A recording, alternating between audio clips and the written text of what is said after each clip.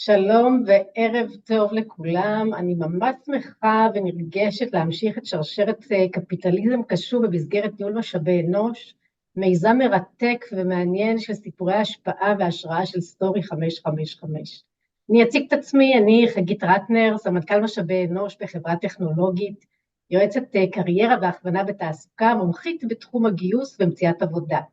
והערב אני מאוד מתרגשת לראיין פה את קרן בלינסון, בת 50, אימא לתאומים מוכשרים, בני 21, מחזיקה בשתי כובעים משמעותיים, שני תפקידים, סמנכ"לית משאבי אנוש בחברה טכנולוגית מובילה, בשם Entry Point, בעלת קליניקה לטיפול רגשי בשיטת NLP, מאמנת לניהול קריירה בעולם החדש. היום נדבר על חיפוש משמעות בעולם העבודה החדש, לחפש את הלמה, להבין את האיך, למה אנחנו קמים כל בוקר, מה נותן לנו את תחושת המשמעות בחיים, מה הדלק שלנו והדרייב של כל אחד ואחת מאיתנו, מה התשוקות. נדבר על היום, על תחושת המשמעות עבור חיילים, מילואימניקים שחוזרים משדה הקרב, מתמודדים עם אתגרים משמעותיים בתקופת מלחמה. אני באופן אישי גם חווה את זה דרך אתגרי משאבי אנוש, עובדים בארגון, וכשאני מלווה אנשים בצמתים. נכון, חגית, זה נושא שהוא חם מאוד בעולם העבודה. המושג של משמעות הפך לאחד הנושאים היותר מרכזיים, והאמת שהם מאוד מטרידים עובדים ומעסיקים כאחד. הציפייה למשמעות בעבודה הולכת וגוברת, וזה קשור לתחושת שייכות לארגון, סיפוק, השפעה בתפקיד, וכמובן שזה משפיע על המוטיבציה, על הביצועים, על הבריאות הנפשית של העובד, והיום נדבר על כלים איך מחזירים את התשוקות האלו. וואו, קרן, מרתק. איך הגעת לתחום הטיפול? טוב, האמת שככה לפני 17 שנה עזבתי את הבית, התגרשתי עם תאומים בני 3, המהלך הזה היה מאוד מטלטל ודרמטי מבחינתי, הוביל אפילו למשבר אישי, להתפרקות כל עוגני החיים שלי, את יודעת, העוגן הכי חשוב אצלי זה המשפחה, ומהכאוס הזה דווקא נולד לו איזשהו משהו חדש, מצאתי את עצמי ככה במסע אינטנסיבי לחיפוש משמעות, תקופה התאפיינה בבדידות מאוד גדולה, הרבה כאב, ובמהלך השנים, את יודעת, לא הפסקתי ללמוד, נרשמתי לכל קורס אפשרי, לכל הכשרה, ודרכם עברתי תהליכים אישיים, מקצועיים מרתקים, שהשביחו את המיומנויות שלי, הם הפכו אותי מאוד ככה לבן אדם שחשוב לו אנשים, למומחית בטיפול בחרדות, בטראומות, במשברי חיים. היום אני אפילו מלווה אנשים בתהליכי פרידה וגירושים, ובנוסף אני גם משלבת את הניסיון המקצועי שלי בניהול קריירה, אני עוזרת לאנשים למצוא את הפשן שלהם ולבנות את הקריירה שלהם. וואו, קרן, את ממש ריגשת אותי, הוסיף לי צמרמורת. את ממש מעוררת השראה. אז אני אשאל אותך את השאלה, מה הלמה שלך בחיים? תשתפי אותנו. אז האמת שככה, הסיבה שבזכותה אני ככה, למה אני קמה בבוקר, אז אני קמה מתוך תחושה של שליחות עמוקה, רצון להשפיע, להיות כוח חיובי מאוד בחיים של אנשים אחרים. את יודעת, חגית, אני פוגשת במהלך היום עשרות אנשים, באמת, גם בתפקידי כסמנכ"ל משאבי אנוש, יחד עם היותי מטפלת, וזה נותן לי הזדמנות מאוד גדולה להשפיע על אנשים רבים, לשפר את איכות החיים שלהם, לעזור להם, להסיר את המשקולת הכבדה הזאת, מעין תחושת חנק כזה שהם באים איתה אליי, תחושה שהיא חנק בגרון, תחושה לא נעימה בלב, ומה שנותן לי באמת את התחושת משמעות בחיים, זה שאני עובדת בקליניקה עם חיילי מילואים וחיילי סדיר שחזרו משדה הקרב, אני מסייעת להם להתמודד עם כל הטראומות של 7 לאוקטובר, ולהאיר להם מחדש את הדרך, והאמת שגם בעבודה שלי באנטרי פוינט, צוות הגיוס שלי, אני אחראית על כל מערך הגיוס הטכנולוגי, אנחנו מגייסים מועמדים לחברות השונות שהם הלקוחות שלנו, אז למעשה אנחנו עושים חיבור בין מועמדים לחברות, עוזרים לאנשים למצוא עבודה, הדבר הכי בסיסי, ובנוסף גם אני שואפת לטפח את כל 200 עובדים שיש לנו בחברה, כדי שיהיה להם מקום עבודה מאפשר ומעצים. אז באמת... אני אעצור אותך רגע, קרן, אני רוצה לחבר את מה שאמרת, את הנושא הנורא חשוב הזה לקפיטליזם קשוב. אנחנו יודעים שחלק מקפיטליזם קשוב זה כל הנושא הזה של ייעוד, מחוברות, ערכי ליבה, שמחבר בעצם כל עובד למשמעות שלו בתוך הארגון, מה הוא נותן לארגון, איזה ערך יש לו, וגם הייעוד של הארגון עצמו, נקרא כמו גאוות יחידה. אני גאה איפה שאני עובד, ואני מרגיש שייכות. עכשיו, התווסף לנו ולמילואימניקים חזית נוספת, שזה ייעוד ומשמעות כלפי המדינה, לשמור על הגבולות, על האזרחים. הזכרת מקודם את העובדה שאת עובדת עם חיילים שחוזרים משדה הקרב, ממילואים בכלל. אני מניחה שיש לך כמה באמת תובנות לגבי התהליך החזרה שלהם, ותפיסת המשמעות החיים שלהם בתקופה הזאת. תשתפי אותנו מהנקודת מבט שלה. אז חגית, אני אשאל אותך, תאמרי לי כמה זמן לוקח לך להתאושש מטיול כיפי, כזה טיול של ארצות הברית או טיול מתאילנד, כמה זמן לוקח לך להתאושש? וואו, עשית לי חשק לטוס עכשיו. את מדברת על חוויה טובה, ולוקח ברור. לי באמת, לפעמים אפילו כמה שבועות להתאושש מדבר כזה. הגיוני. אז תתארי לך מה קורה לעובדים שחוזרים מהמילואים, גם חיילים שהיו בחזית וגם חיילים שהיו בעורף ולא היו אפילו באזורי הלחימה, את החיילים שלנו לא שאלו אם בא להם לנסוע או לבוא, הם פשוט היו בעבודה, בשגרה שלהם, ברצף היומיומי, פתאום כל החיים שלהם בבת אחת התעוררו, הם ממש נעקרו מהחיים, היו אפילו כאלה שהיו אמורים להתחיל עבודות חדשות ולא התחילו, ויתרו על משרת חלומות, והארגונים לפעמים, גם את זה אנחנו כבר שומעים, לא תמיד חיכו ולא יכלו, את יודעת, התפקידים נחוצים, והם התחילו לגייס עובדים אחרים. וואי, איזה מטלטל זה, מה שאת מספרת, זה באמת תקופה מאוד מאתגרת, והם עוברים דברים באמת שקשה להכיל לפעמים. אני יכולה להגיד שאצלי בארגון גם יש חיילים ומילואימניקים, שאנחנו באופן אישי מאוד מאוד מקפידים להישאר איתם בקשר, להשאיר אותם מחוברים, וזה גם חלק מהקפיטליזם קשוב, ומארגון קשוב, ומניהול קשוב, לדעת שגם כשהם רחוקים, לתת להם את התחושה שהם קרובים אלינו בלב, ולהשאיר אותם רלוונטיים, לתת להם את המשמעות שהם חשובים לארגון. אנחנו באמת רואים פוסטים וקוראים שחיילים שחזרו ממילואים מחפשים עבודה, ואפילו קוראים שיש חברות שמחליפות אותם בעובדים אחרים ומפטרים אותם. קרן, אני יודעת שאת מטפלת ב-NLP, אולי ככה תתני לנו כמה מילים על מה זה NLP, קרן? זה NLP, זה Neuro-Linguistic Programming, זה כלי טיפולי שמתמקד בזיהוי ושינוי של דפוסי חשיבה והתנהגות. אז בראשי תיבות, אז ככה, אז נוירו זה בעצם מערכת העצבים, מתייחס לכל מה שהמוח קולט, מאבד ומגיב למידע, לינגוויסטיק מתייחס לשפה, המילים, התבניות הלשוניות שמשמשות לתקשורת עם עצמנו ועם אחרים, ופרוגרמינג זה תכנות, מתייחס לדפוסי התנהגות וטייסים האוטומטיים שלנו. אז מה אמרתי פה במשפט אחד? שבאמצעות השפה ניתן לתכנת מחדש את המוח, זה הסיפור של NLP, פשוט, פשוט, פשוט. ומה עוברים על החיילים בתקופה הזאת? תסבירי לי ככה, לי ולקהל השומעים מהכובע שלך כמטפלת רגשית, מה עובר עליהם היום? אז כן, בצד כל החוויות שהם עברו, את יודעת, מראות, ריחות, קולות, אובדן לאומי ואישי, החיילים נדרשים לחזור לשגרה. אז אמנם הם באמת חוזרים פיזית למקומות העבודה, אבל מנטלית הם בהחלט לא חוזרים. הם צריכים עדיין לאבד את כל החוויות, הם צריכים להשלים את הפערים בבית, הם בכלל לא השלימו את הפער עדיין בינם לבין עצמם. רגע שנייה, אני צריך אוויר, אני צריך לנשום, יש פה שינוי פאזה מאוד מאוד קיצוני, תופעה של דאבל ביינד, ריבוי הקשרים, מסרים סותרים, זו תופעה שאדם נתון בו זמנית לשתי דרישות או מסרים סותרים שלא ניתן לעמוד בשניהם, כך שביצוע של התנהגות אחת באמת מפר את ההתנהגות האחרת, אז זה מאוד מאוד מורכב. תני לי דוגמה למסרים כאלה, למשל. תראי, חיילים שחזרו למשל מצד אחד נדרשים להיות לוחמים חזקים במהלך השירות הצבאי, דפוסי כוננות, חשדנות, הישרדותיות, תגובתיות גבוהה לאיומים, הישרדות בתנאי לחץ, הם חוזרים הביתה, הם פתאום נדרשים לחוות את ההרגלים האלה ודפוסי ההתנהגות ולהיות בנים, אחים, בני זוג, הורים רגישים. זה דבר שיוצר קונפליקט פנימי מאוד מאוד עמוק.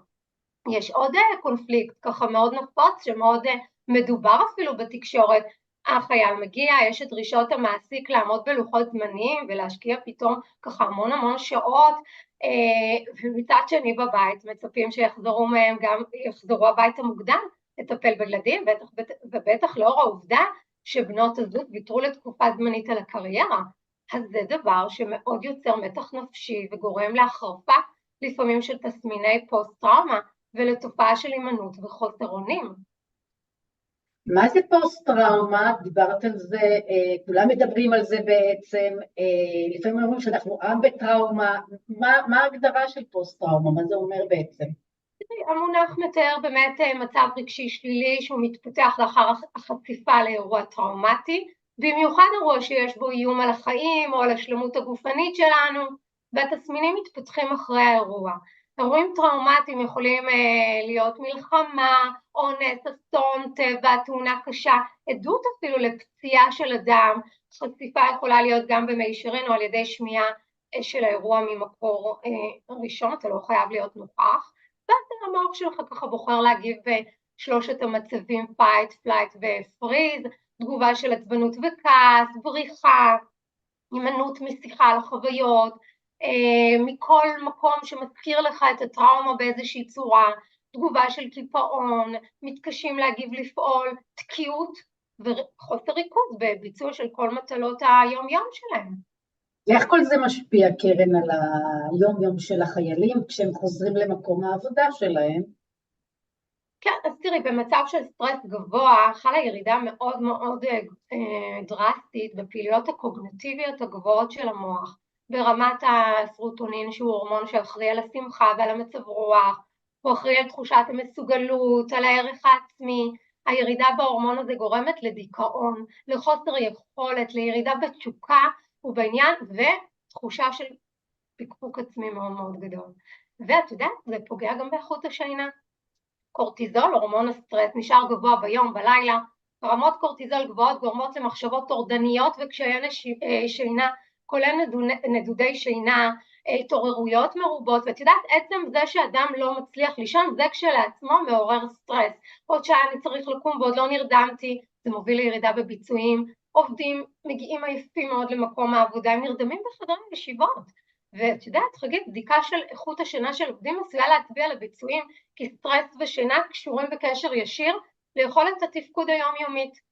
ואת יודעת, טראומות גורמות לראיית העולם כיותר מסוכן וירידה ביכולת להתמודד עם מצבי לחץ. וואו, וואו. אז מה קורה לכל נושא המשמעות בעולם, שאתה חוזר בעצם מכזה, משדה הקרב, אחרי שהוא רואה מראות כאלה, מה תחושת המשמעות, איך זה משפיע? דווקא, את יודעת, כשהם נמצאים בשדה הקרב, הם חשים תחושת משמעות מאוד חזקה וברורה, יש להם תחושת שליחות, הם מרגישים שהם מגנים על המדינה, על האזרחים, קשרי החברות שלהם הם מאוד מאוד עמוקים, את יודעת, חברים לנשק, זר לא יבין זאת, התגברות על אתגרים, הם מתמודדים עם מצבי קיצון מאוד מאוד גדולים, וזה מחזק את תחושת הערך והיכולת האישית, ואז פתאום הם מגיעים למקום העבודה שלהם, הם חוזרים לחיים האזרחיים הרגילים, חווים אובדן של תחושת שליחות, המשימות האזרחיות נראות פתאום פחות חשובות, הקשרים החברתיים אינם מבוססים על אותה רמת תלות, והם מתקשים למצוא גם עבודה שמעניקה להם תחושת משמעות, והתחושות האלה מובילות אותם לבדידות. אם החיילים גם בפרשת דרכים ומחפשים באמת עבודה, גם שום דבר לא מדליק אותם, ואני יכולה להגיד לך שכל דבר הם פוסלים, כל תפקיד לא נראה להם, ויש להם מה לומר על זה, וזה מובן לגמרי, מובן לגמרי. וואו. וואי, את נותנת לי אור על המון דברים שאני גם חובה. אני באמת שומעת הרבה אנשים שפתאום השגרה לא נראית להם, הם צריכים אתגרים אחרים, ריגושים חדשים. את יודעת, ראינו את זה גם בקורונה, שפתאום אנשים בצמתים ובתקופות משבר, אז גם עכשיו המלחמה זה משהו שגורר תחושות כאלה ומעורר שאלות. חלק הפכו להיות נוודים דיגיטליים. עכשיו גם החיילים, זה גם מעורר בהם תהיות ומחשבות. זה תואם את מגמות השוק לדעתך? בהחלט, בוודאי, יש לנו 4 מגה טרנדים עולמיים מאוד מאוד מדוברים, של טכנולוגיה AI שמשנה את אופי העבודה, זה מעלה חששות לגבי אבטלה טכנולוגית, יש לנו מגה טרנד של גלובליזציה שיוצרת סביבה כלכלית וחברתית גלובלית, אנשים עשויים אפילו להרגיש מנותקים מהקהילה המקומית שלהם, שינויים כלכליים, הכלכלה המודרנית עוברת לכלכלת ידע, כלכלת שיתוף, כלכלת החלטורות, שוק עבודה שבו רבים עובדים בפרויקטים זמניים ולא במשרות קבועות, חוסר יציבות שמקשה על מציאת המשמעות. ומגה טרנד של החברה, אנחנו יודעים שמדברים הרבה על גמישות, על איזון של בית ועבודה, משמעות, אחריות חברתית. היום מדברים כבר על work-life harmony, work-life balance, work-life integration, זאת אומרת יש ממש שיח שלם על הדבר הזה, והמגמות האלה באמת תואמות את הקושי שלהם למצוא משמעות בשוק העבודה ובחיים האישיים. מהכובע שלך כסמנכ"לית משאבי אנוש, אני סקרנית לשמוע גם איך את מתמודדת עם זה, איך מתמודדים, מה את עושה כשעובד מרגיש מנותק בעצם, מבודד ממקום העבודה, איך את עוזרת לעובדים אצלך להבין את הערך שלהם בארגון, האם יש לך טיפים ליצירת סביבה תומכת ומחברת יותר במקום העבודה, שזה גם מתכנס לעניין של הקפיטליזם קשור, איך ארגון יכול להיות יותר קשור לעובדים במצב הזה?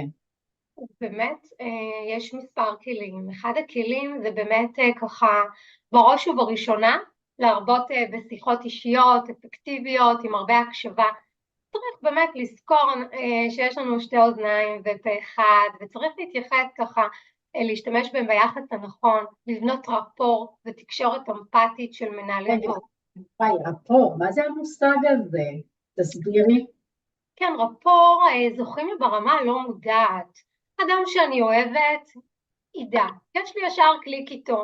אם אני לא אוהבת אותו, הוא גם יקלוט אותי, וזה באמצעות ניואנסים קטנים. את יודעת, רוב התקשורת שלנו בכלל מתחת למילים.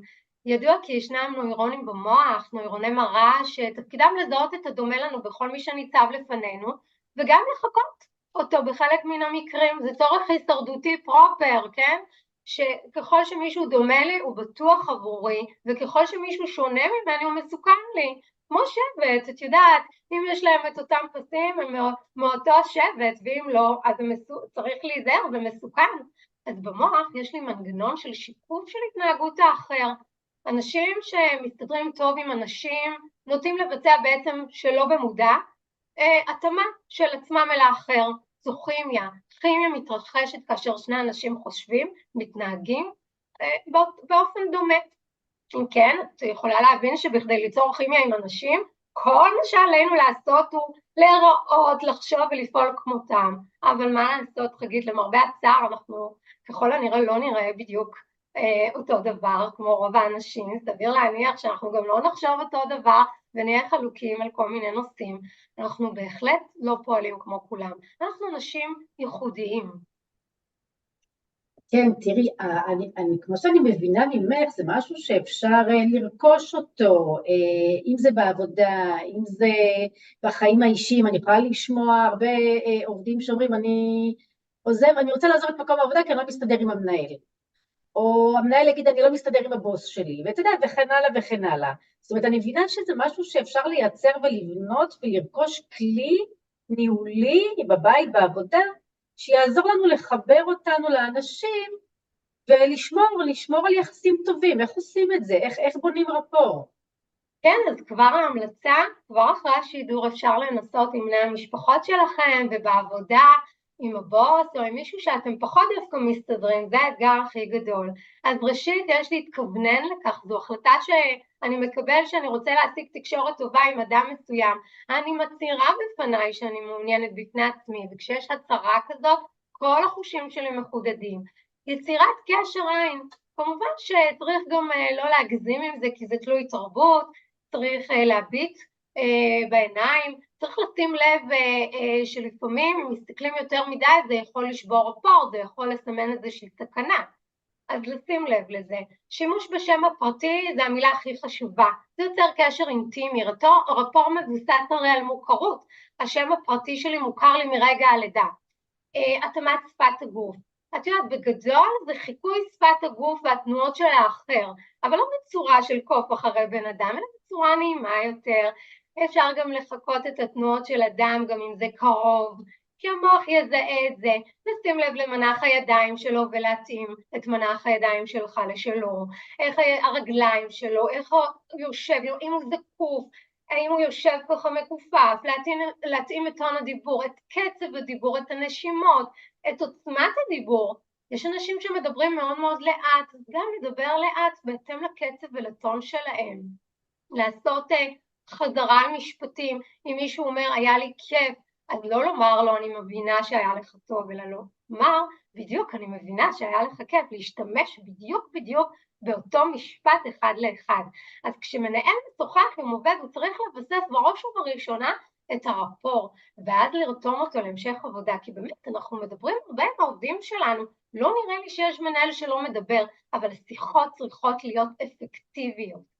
ואת יודעת גם שמנהל מנהל את השיחה עם העובד, הוא צריך לחבר אותו למשאבים הפנימיים, וזה ככה כלי מספר 2, שבעצם חיילים שחוזרים משדה הקרב כבר לתת להם איזשהו פרויקט לכמה חודשים עם יעדים תחומים בזמן, ואולי אפילו להזכיר להם שהם עשו פרויקטים קודמים וכמה הם הצליחו, וזה באמת יחזיר להם ככה ומחזיר את תחושת המסוגלות ותחושת הנחיצות שלהם.